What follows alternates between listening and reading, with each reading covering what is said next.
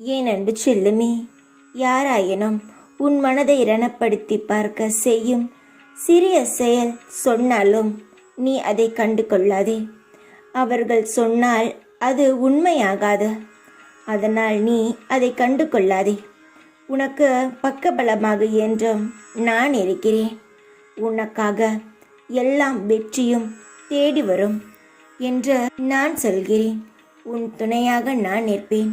மற்றவர் உன்னுடைய மனத்தை காயப்படுத்துவது எதற்கென்றால், நீ எப்படியாவது சோர்ந்து போய் உன்னுடைய வாழ்க்கையிலிருந்து நீ வெளியே வர வேண்டும் என்ற கெட்ட எண்ணத்தினால் மட்டுமே தானே தவிர உன் நல்லதுக்காகவோ இல்லை உன்னை பக்குவப்படுத்துவதற்காகவோ உன்னை திட்டுவது கிடையாது.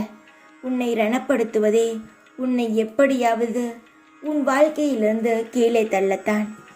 எதையும் மனதில் ஏற்றுக்கொள்ளாதே.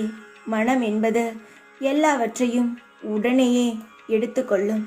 அதை நீதான் தடுத்து நிறுத்த வேண்டும். உனக்காக நான் இருக்கிறேன் என்பதை ஒரு பொழுதும் மறந்து விடாதே. உனக்கான எல்லாவற்றையும் பார்த்து பார்த்து நான் உன் வாழ்க்கையில் செய்து கொண்டு இருக்கிறேன். உன் இல்லத்தில் விளக்கேற்றி விட்டேன். இனி உனது வாழ்வில் ஒளிமயமாக இருக்கும். உன் குடும்பமும் தொழிலும் சிறப்பாக இருக்கும். உன்னை காயப்படுத்துபவர்களை நினைத்து கவலைப்படாதே. விஷத்தோடு பிறந்த பாம்பின் பிறவி குணத்தை மாற்ற நினைப்பது முட்டாள்தனம். அதுபோலத்தான் சில மனிதர்களும் யாரையும் கண்டு கொள்ளாமல், யார் பேசுவதையும் காதில் வாங்காமல் உனக்கு என்ன தோன்றுகிறதோ அதுபோல் உன்னுடைய வாழ்க்கையை நடத்த மாற்றங்கள் எப்பொழுது வேண்டுமானாலும் வரலாம்.